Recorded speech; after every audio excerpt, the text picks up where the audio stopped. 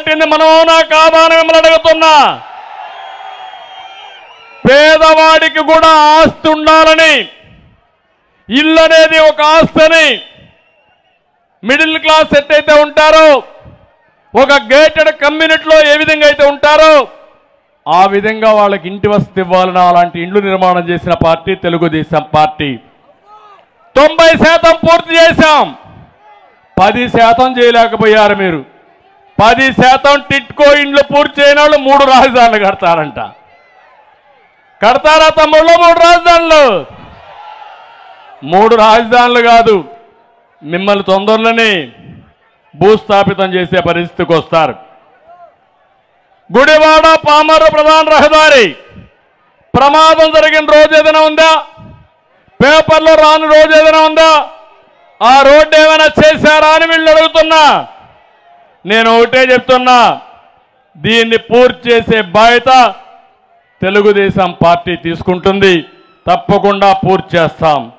Railway track పై flyover పనులు జరుగుతున్నాయా? దాన్ని కూడా ఫాస్ట్ ట్రాక్ లో పెడతాం.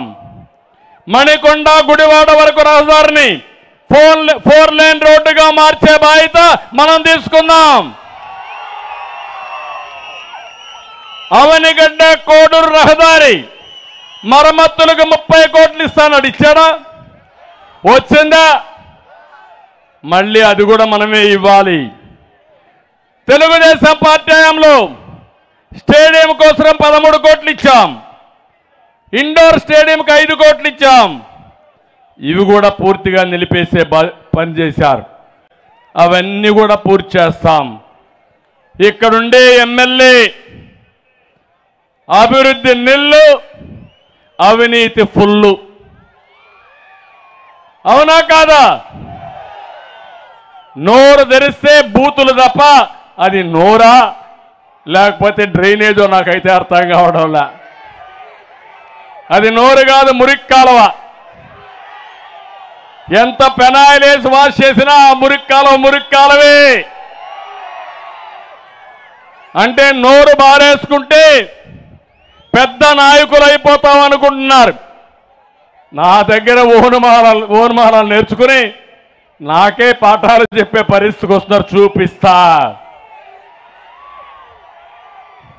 ఇంకో పక్కన ఇక్కడే బైపాస్ రోడ్డు గౌతమ్ స్కూల్ వద్ద పేదలకు చెందిన 25 కోట్ల విలువ చేసే 6 ఎకరాలు మాయమైపోయిందా లేదా?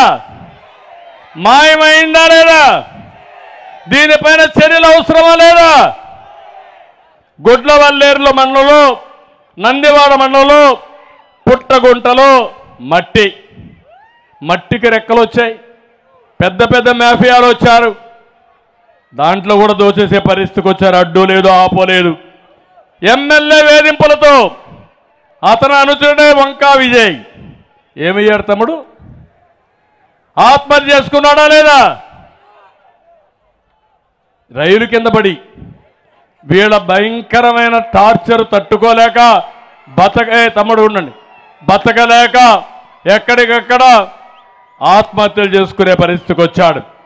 గుడివాడలో వైశ్య వర్గానికి చెందిన పెదమల్ల ఆంజనేయులకి చెందిన షాపింగ్ కాంప్లెక్స్ ఎమ్మెల్యే మనుషులు బలవంతంగా రాయించుకోవడంతో మనస్తాపంతో ఆయన ఆత్మహత్య చేసుకున్నాడు. మనం టిట్కో ఇళ్లు కట్టాం, రోడ్లు వేసాం, బిల్డింగ్లు కట్టాం, సాగునీరు తెచ్చాం. వీళ్ళు గంజాయి, పేకాట, క్యాసినోలు, హింస, ఎక్కడికక్కడ రౌడీజం ఇవన్నీ తీసుకొచ్చారు. ఎప్పుడు కూడా గుడివాడ మంచికి మారు పేరు, చరిత్ర సృష్టించిన యుగ పురుషులు పుట్టిన ప్రాంతం ఇది. అలాంటి ప్రాంతంలో ఇలాంటి వ్యక్తులు వస్తే ఏ విధంగా ప్రజలు మనల్ని అర్థం చేసుకుంటారో గుర్తుపెట్టుకోవాలి. ఈ గుడివాడలో ఉండే ప్రజలందరికీ పిలిపిస్తున్నా, మీకు ప్రధాన సమస్య ఎమ్మెల్యేనే ఇక్కడ. అలాంటి ఎమ్మెల్యేని చిత్తుగా ఓడించి రాబోయే రోజుల్లో